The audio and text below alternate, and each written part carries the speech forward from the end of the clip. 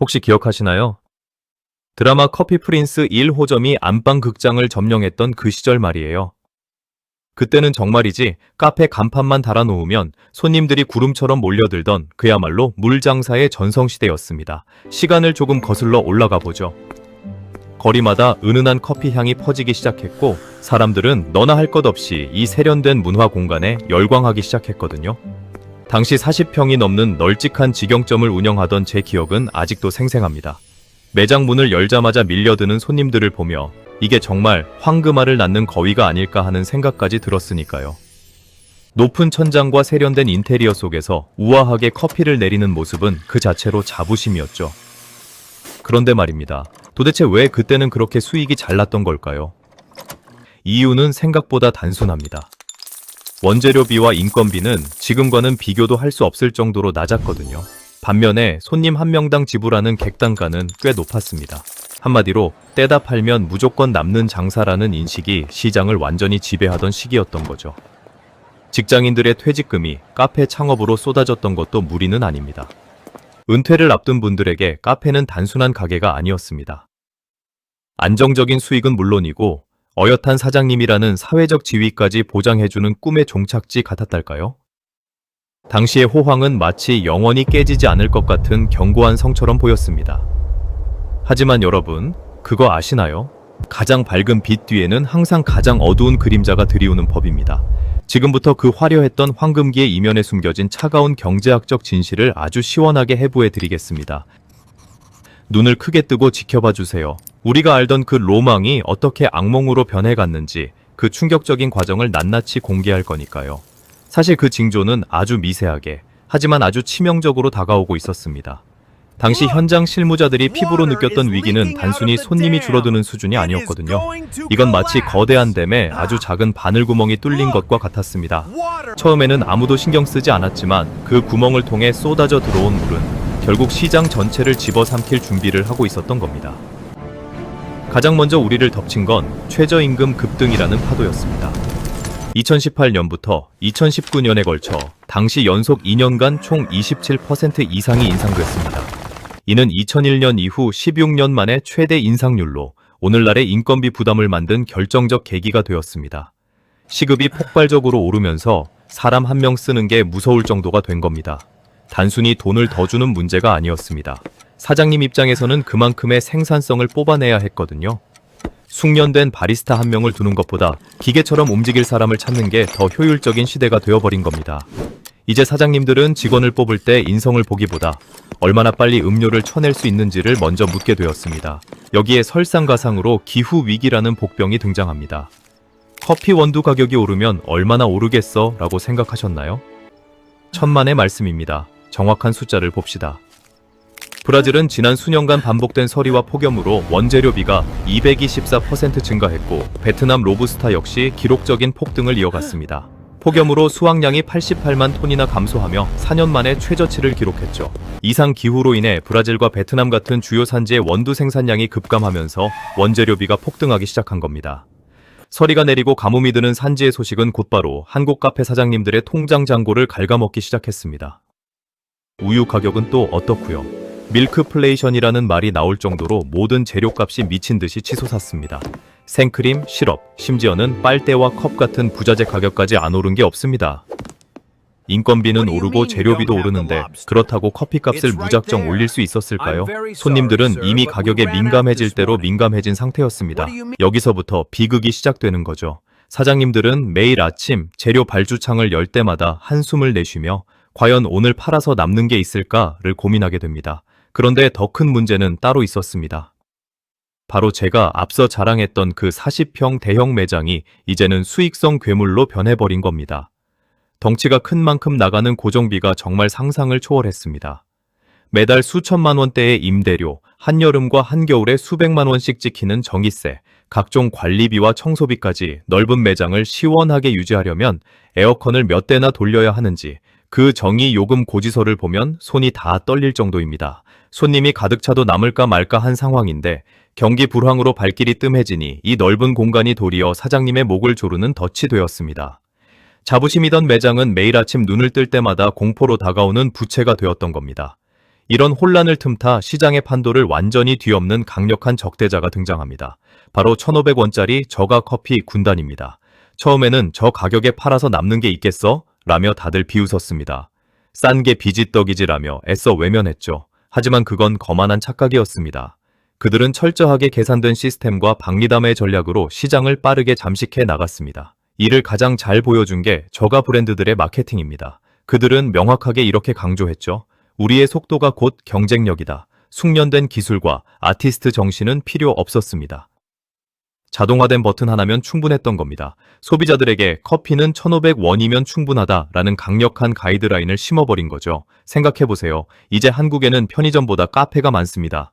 2024년 대폐업기 당시 10만 개를 넘어섰던 카페는 지금 강남구에만 수천 개가 밀집해 있죠. 수백 명마다 카페 한 개씩인 상황에서 사람들은 이제 대형 카페 소파의 안락함보다 내 주머니에 100원을 더 소중하게 여기기 시작했습니다. 점심 식사 후 5,000원짜리 커피 한 잔을 마시는 게 사치가 되어버린 시대가 온 겁니다. 상황이 이렇게 되니 40평짜리 대형 매장의 서비스 가치는 순식간에 땅바닥으로 떨어졌습니다. 사람들은 이제 분위기보다는 단가 위주의 시장에 적응해버렸거든요. 똑같은 아메리카노인데 왜 저기는 5,000원이고 여기는 1,500원이야? 라는 질문 앞에 대형 카페 사장님들은 할 말을 잃게 됩니다. 우리는 좋은 원두를 쓰고 공간이 넓잖아요 라고 변명해보지만 소비자의 발길은 이미 냉정하게 돌아선 뒤였습니다. 이제 시장은 우아한 문화 공간이 아니라 단 10원이라도 더 싸게 공급해야 살아남는 처절한 전쟁터가 되어버린 겁니다. 이건 단순한 경쟁이 아니라 기존의 상식을 파괴하는 약탈적 경쟁에 가까웠습니다. 저가 브랜드들은 공격적인 가맹점 확장을 통해 기존의 골목 상권을 무너뜨렸습니다. 한 건물에 카페가 서너 개씩 들어서는 기현상이 벌어졌고 제살 깎아먹기식 경쟁은 극에 달했습니다. 겉모습만 번지르르한 매장들이 우후죽순 생겨났고 그 안에서 사람의 온기나 커피에 대한 철학은 찾아보기 힘들게 되었습니다. 현장의 문화를 무시한 채 오직 숫자로만 밀어붙이는 전략은 결국 수많은 자영업자를 벼랑 끝으로 내몰았습니다. 현장에서 일하는 실무자들의 로망도 처참하게 붕괴되었습니다. 여러분이 상상하는 바리스타의 모습은 어떤가요? 하얀 셔츠를 입고 정성스럽게 핸드드립을 내리는 모습인가요? 현실은 소름 끼치게도 다릅니다.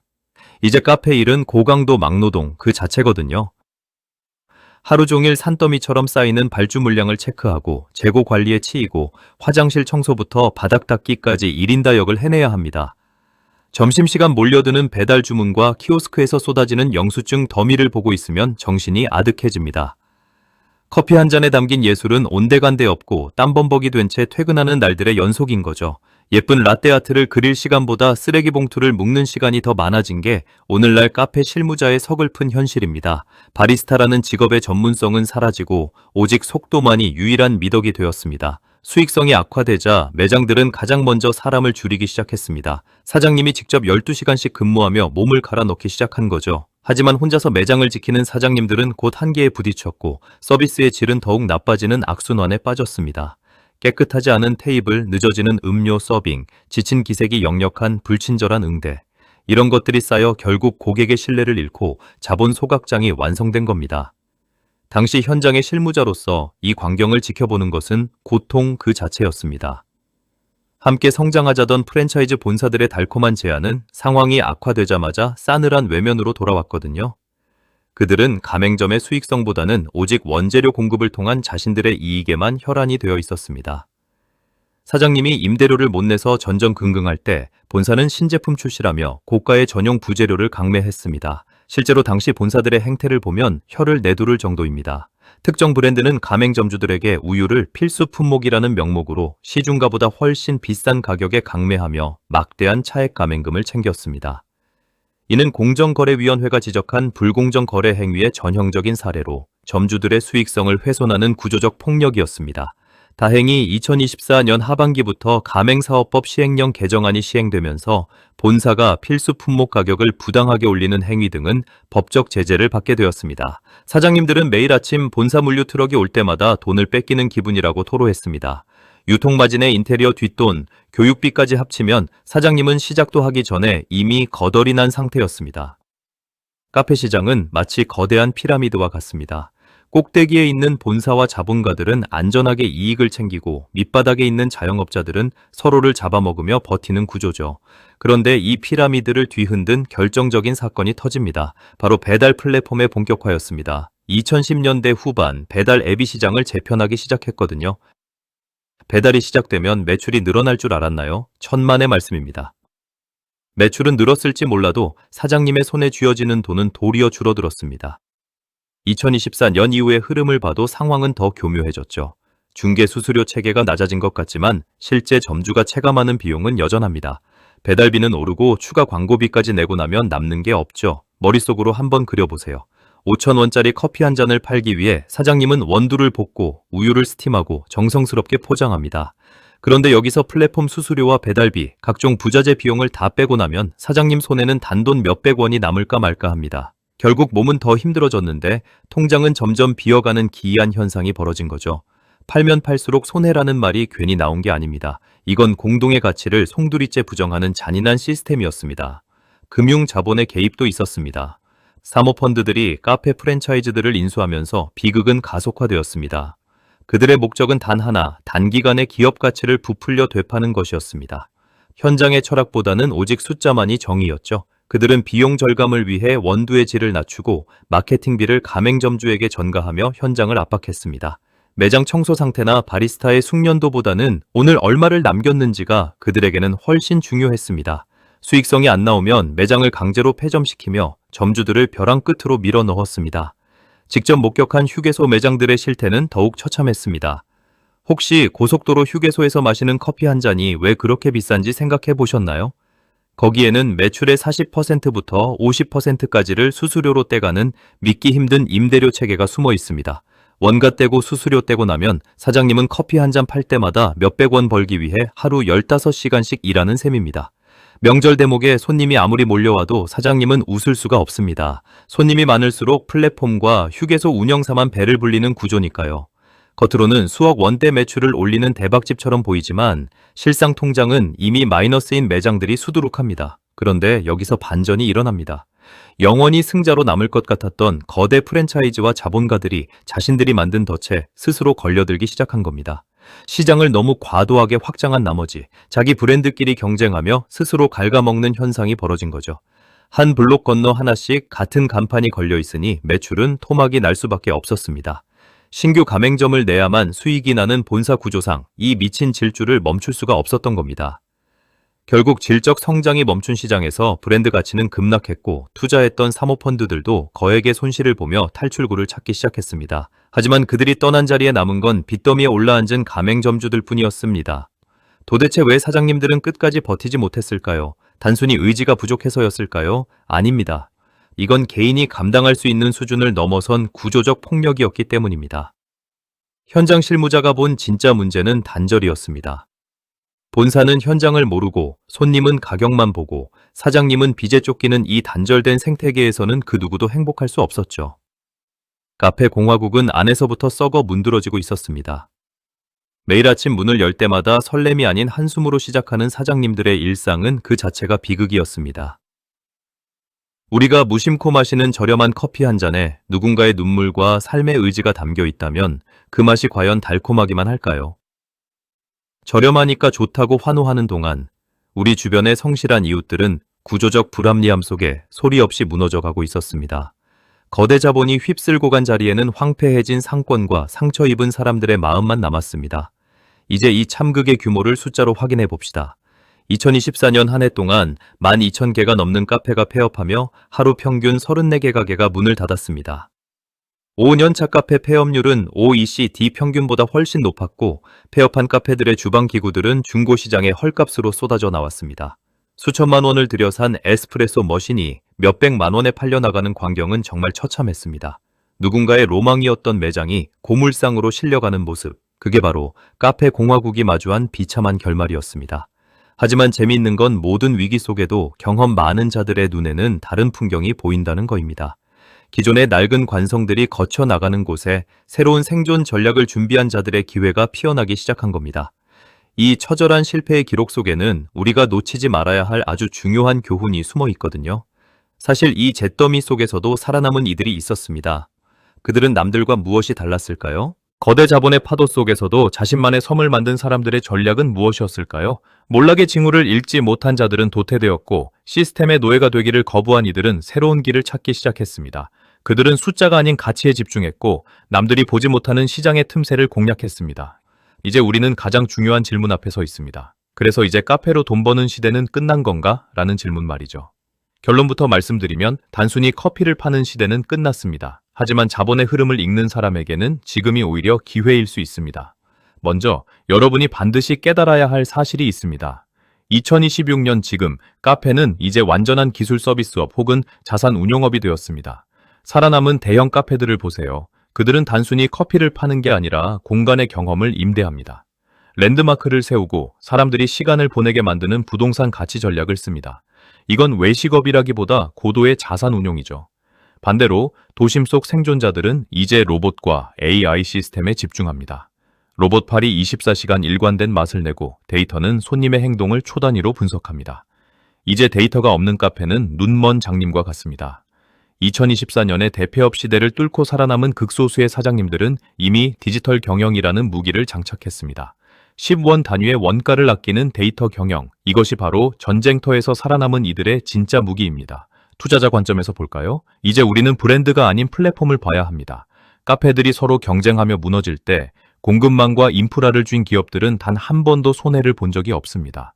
곡괭이와 삽을 파는 사람들이 골드러시의 진짜 주인공이었던 것처럼 말이죠. 여러분이 이 시장에서 돈을 벌고 싶다면 커피 생태계의 목줄을 쥐고 있는 인프라에 주목해야 합니다. 공급망의 우위를 점한 기업들은 지금 이 순간에도 막대한 이익을 거두고 있습니다.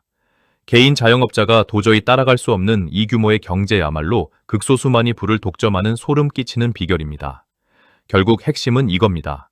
남들이 로망에 젖어 퇴직금을 쏟아 부을 때 여러분은 철저하게 수익률과 지속 가능성을 숫자로 증명해야 합니다.